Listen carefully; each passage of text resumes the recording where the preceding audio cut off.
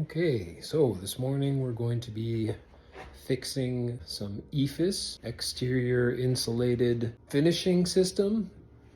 I'm going to be patching a bunch of holes where an old sign was taken down, and they're going to be putting up a new sign over it. So we're going to take a look at how one might go about patching the aforementioned surface with a product called Dryvit. Good morning!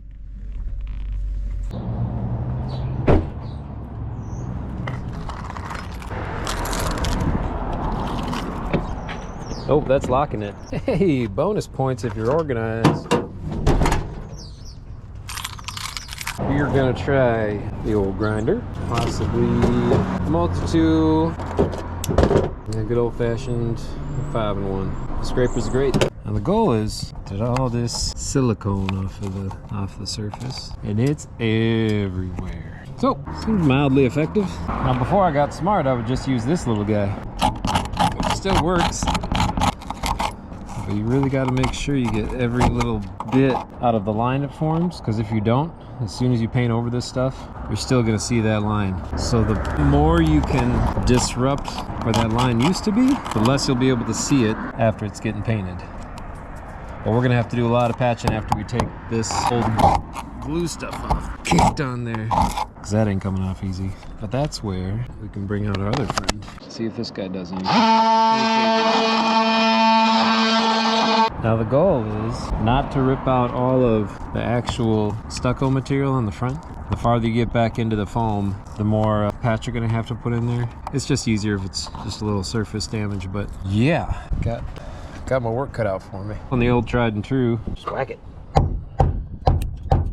Sometimes I just beat the tar out of it until it's all indented, and then float over it with the stucco mixture we're gonna be putting on there. But when I do, well, I'll show you that in a minute, but I'm gonna have to try to mimic this texture, because what I got is basically a giant bucket of sand and glue. And if you put that over this, it's not gonna match. So you gotta get a little creative with it. Just play with it a little. All right, let's get to work.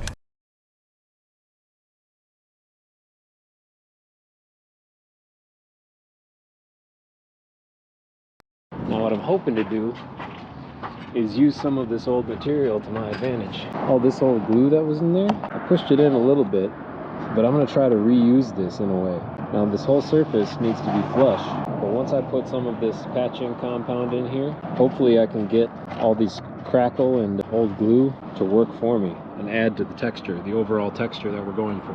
It's gonna be an attempt. I'm not saying it's gonna work, but if you can imagine all of this being painted, you can kind of see how this old stuff that I should be removing completely might actually mimic the texture that we're trying to match. Do you see what I'm saying? All right, hopefully this will be a good example. So the object is to get this to look like this, right? So we're gonna be using the hammer to punch in and break up all this old glue that was left behind from the old sign, the old lettering that was up. Now instead of just using this guy to get it all off of there, which would take some time, I'm gonna use the flat end of the hammer to break up as much of this as I can, then maybe use the claw side to chip away at it and pull some of the old material away. Now, I'm not gonna be, and I have done this in the past, to hammer it hard enough so that it leaves a large indent that I can then fill with my texture later on. But the deeper you make the indent, the more texture you have to use, the longer it takes to dry, the longer it takes me to get out of here.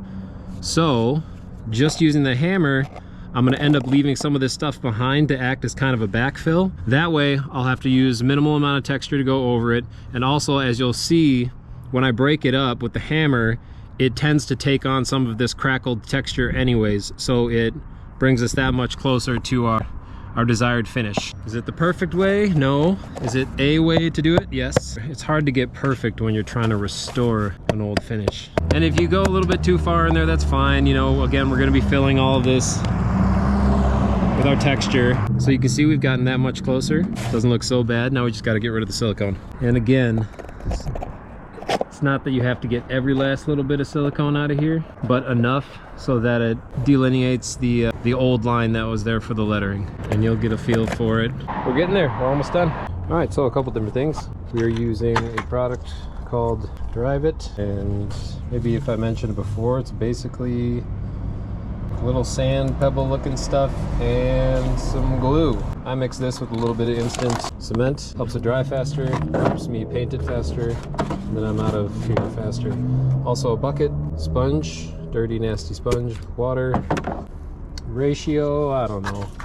I just kind of eyeball it. I work in small batches. That way you're not having a bunch of it dry in the pot. You know, I just kind of cover it.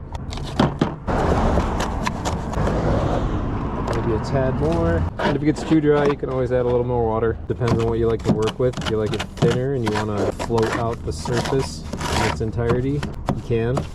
Otherwise, sometimes I like having just a thicker paste that I can smush into the spots I want to a bit more strategically, and then use the sponge to wipe it down, make it flush and such. So let's give it a shot.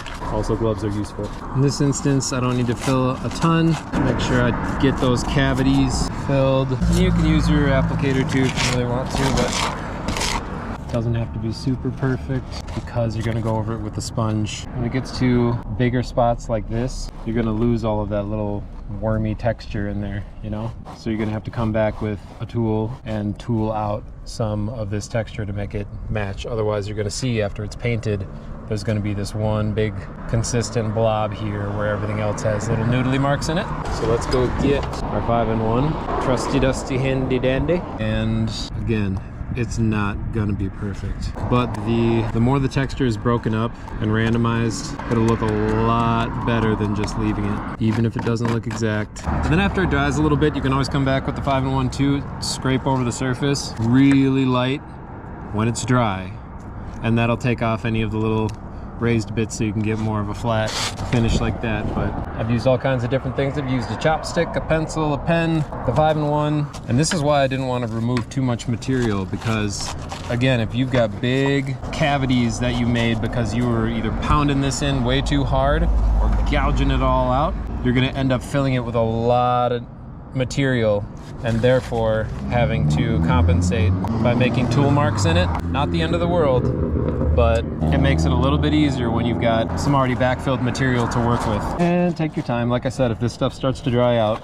you can always add a little bit more water with your sponge, weten it back up again, and you're good to go. Not in any tremendous hurry here. Now see, it's all filled, but all of these little tan spots that are left, those are going to be the cavities after we paint the entire surface. That way you'll get the ins and outs, and it'll be, I think it'll be a pretty consistent look. This is where it gets sketchy. But again, after it's all painted and you're 30 feet away, driving at 30 miles an hour, you're not going to see it. Maybe if you stare at it real close like, but otherwise, it'll look pretty good.